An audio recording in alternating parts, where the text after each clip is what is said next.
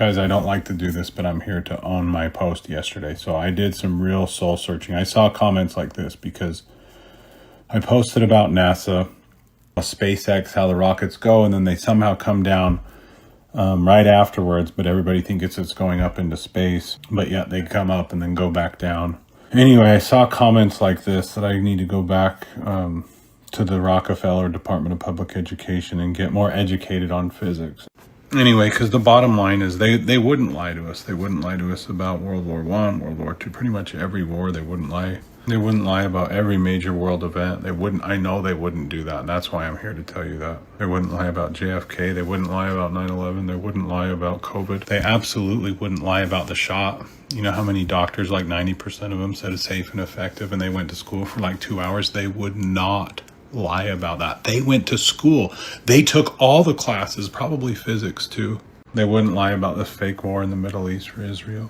They wouldn't lie, is what I'm trying to say. I came across the video that's embarrassing to me, so I need to own this and show you guys just how real NASA actually is.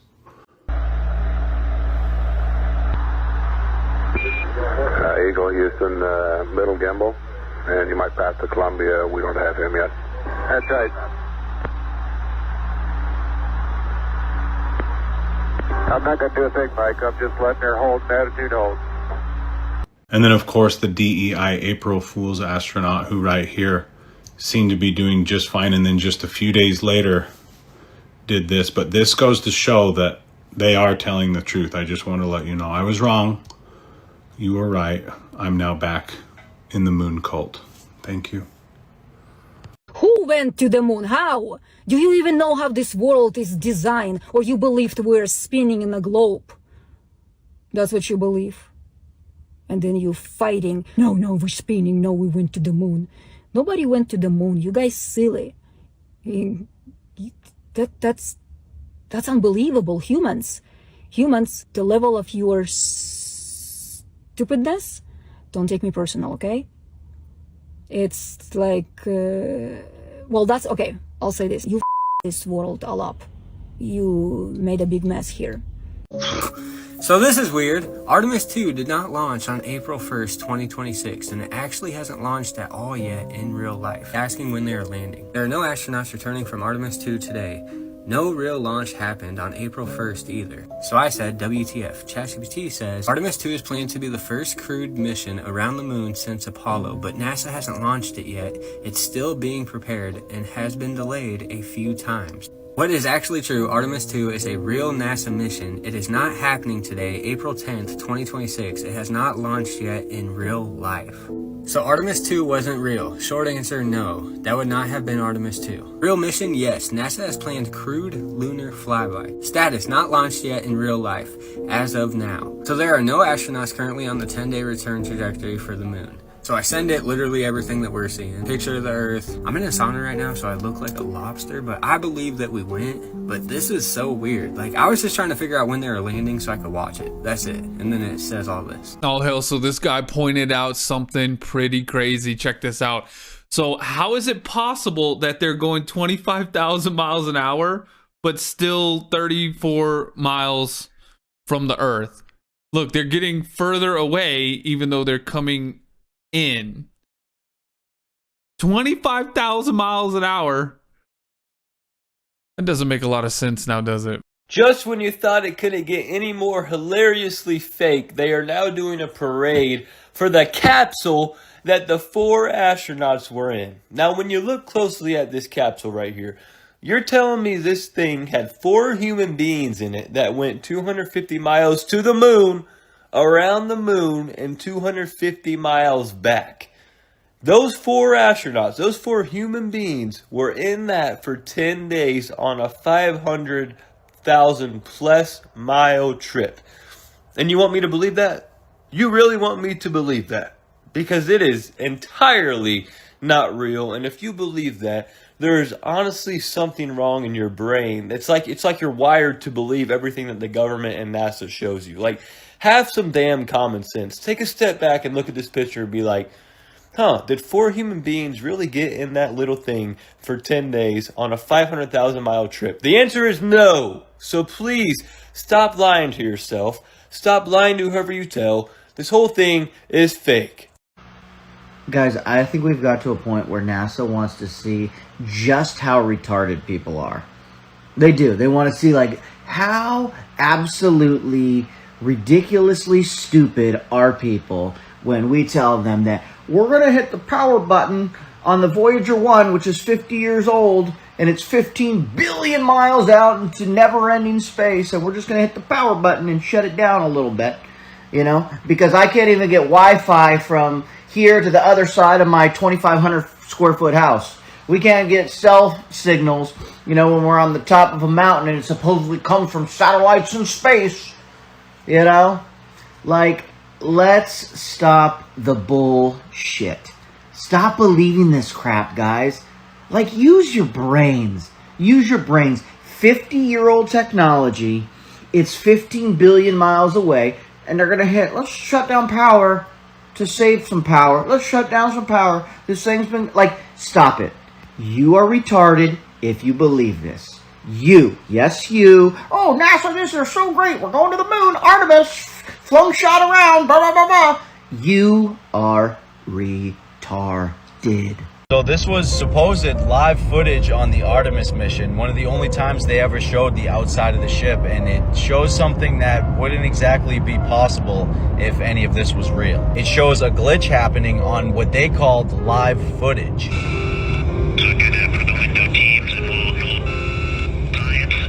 How could this possibly happen on something that you're calling live footage? The moon is big, and then all of a sudden it just shrinks up. And are they doing stuff like this on purpose? I don't know, probably. It seems like they are, because there's been hundreds of different things that have happened that couldn't possibly happen. And all the glitches and weird things happening that we saw on the live streams from inside the ship, that's one thing. But this was literally a live stream of the moon changing size and shape within a second. There's a lot of different aspects when it comes to these space missions that make them seem real and believable, but it doesn't outweigh the massive amounts of evidence proving that it's not real. Well, you don't see that every day. Check that out. Is that a satellite? Oop. Oh, man, we're going to zoom out. Oh, hell. It's a satellite balloon. Up there it said Sataloons. Big old satellite. Brought up there with a big old balloon. Is that true? That's the other thing too that's kind of strange. If you Google satellites or like pictures of satellites, right? There's no real pictures of satellites. That's crazy. There's supposed to be how many, like thousands up there? And there's no pictures of it. Look at that. Zoom it out. I have no idea. What do y'all think? Are they balloons? That looks crazy as hell. What is that? It looks like a security camera from like 1973. I'm spinning around in a circle. Y'all tell me what you think. Are satellites real? Are they just balloons? I don't know. NASA wants you to believe they landed a car on a planet 140 million miles away. They want you to believe that a signal can travel through the void, past radiation belts, and back to Earth without dropping a bar. Atacama Desert is the most Mars-like place on Earth. It's the driest, non-polar place on the map. It's high altitude, high UV, and completely sterile. NASA doesn't even hide this. They openly conduct rover field tests in the Atacama because the soil chemistry is nearly identical to what they claim is on Mars. In 2018, hikers in Atacama near Antofagasta found areas marked out for testing that looked just like the high-resolution panorama sent back by Curiosity rover. Textbook Mars is covered in ventifacts, rocks that are shaped by wind. You will find the exact same wind-scarred basalt formations in the hills surrounding Antofagasta. In the sky, how do they get the alien salmon-colored sky? It's simple. Bayer filter or a post-production color grade. If you take a photo in the Atacama during a dust storm and push the red channel by like 15%, you aren't in Chile anymore. You're in the Gale crater. In many Mars photos, people like us have spotted things that shouldn't be there, like a piece of plastic, a rounded pebble that it looks like it's smoothed by liquid water, which shouldn't exist in Mars. And even a Martian squirrel that bears a striking resemblance to an Atacama rock squirrel. NASA says the rover has been driving for years. Look at the tracks. On Mars, the dust is supposedly bone dry and millions of years old. Yet rover tracks show clumping, the kind of clumping that only happens when there's moisture in the air. We're told the Martian atmosphere is 1% as thick as the Earth's. Yet we see footage of rovers' flags vibrating and dust devils spinning around the horizon. You can't have high torque winds in a near vacuum unless you're filming in high wind corridors of the Chilean desert. Every few months, the rover sends back a perfect selfie. But who's holding the camera in these photos?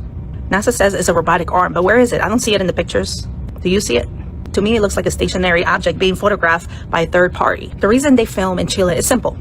You cannot leave the sphere if the sky is pressurized, integrated circuit, as we proved in the 1962 nukes. The space isn't a destination, it's a display. You can't land a car on a light bulb. To keep the space agency budgets flowing, they need new frontiers. And the Atacama is a perfect frontier because nobody goes there, and it looks exactly like a void we've been trained to fear. We hear you loud and clear. We're a long ways away. There's probably a bit of a delay, but great to chat with you.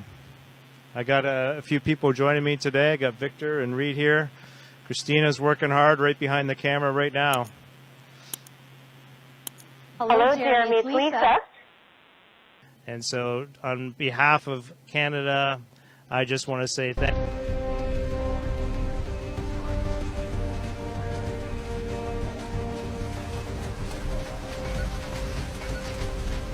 I asked ChatGPT to show me what the earth looks like according to the Bible, and this is what it gave me. Now here's where shit gets crazy. ChatGPT don't dream, it doesn't imagine, it don't have no visions or beliefs. It only pulls from human knowledge, ancient texts, translations, things passed down from thousands of years. So if this image exists, the concept of how the earth looks like, that means that it was written down by humans, which makes you wonder, were they guessing or were they describing something they believed was real? Because the Bible talks about layers, the deep, the firmament, shoal beneath our feet, the heavens above, and what you're looking at is not an AI imagination. It's a mirror of what humanity has believed for centuries. So the real question isn't why did ChatGPT show me this? It's more so why did the humans describe the firmament this way in the first place? Let me know what you see, because this shit took me out. And God said, "Let there be a firmament in the midst of the waters, and let it divide the waters from the waters. And God made the firmament and divided the waters from which were under the firmament from the waters which were above the firmament, and it was so." Where are the planes and satellites in this picture?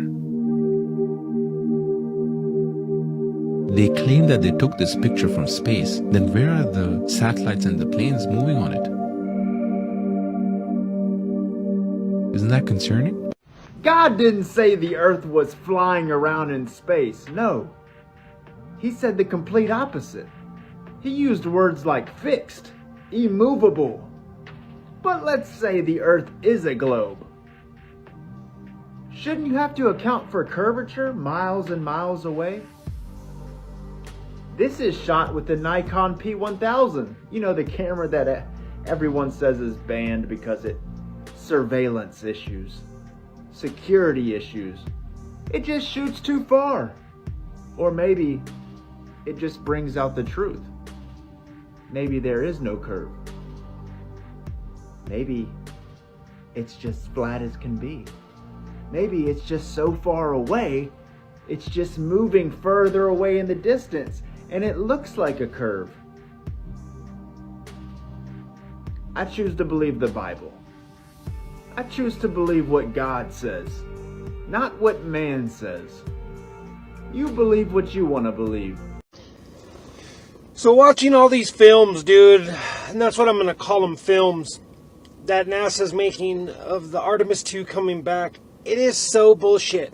So you want to tell me that NASA can take these perfect videos and pictures of the Earth from space and the moon and all this stuff, but when they splash back down in the ocean right off the coast of California, it looks like someone's recording with their freaking phone. Like a crappy iPhone camera. It's all grainy and there's like, are you serious? It's not crystal clear like the pictures that they were taking on the Artemis. I mean, like, what?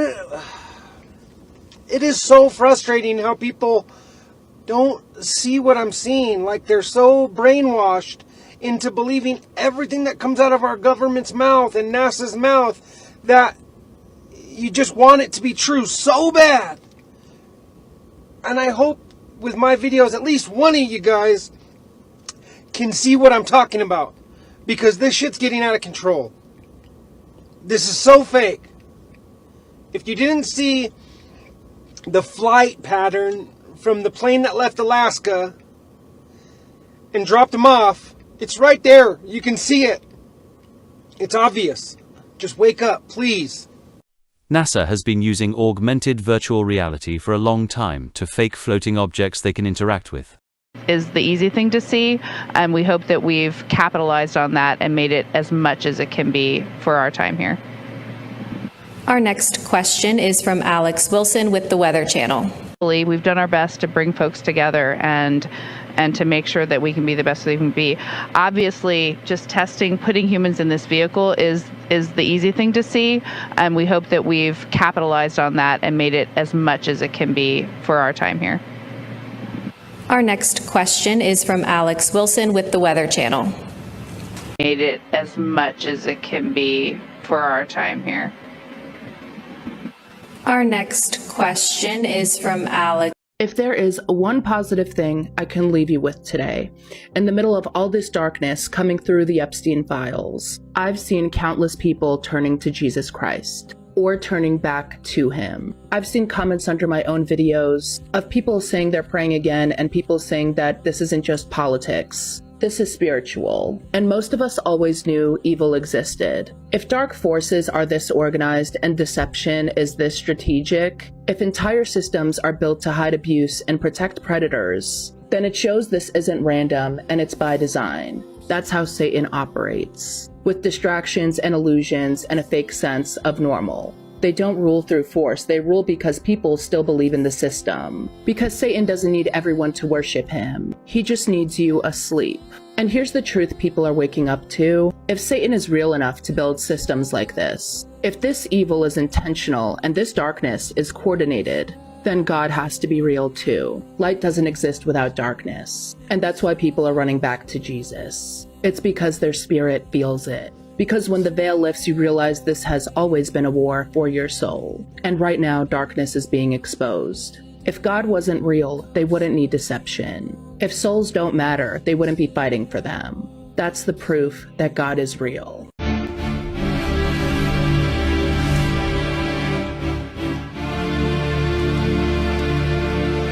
Engaging the target. Break right. We're hit. Repeat, we are hit.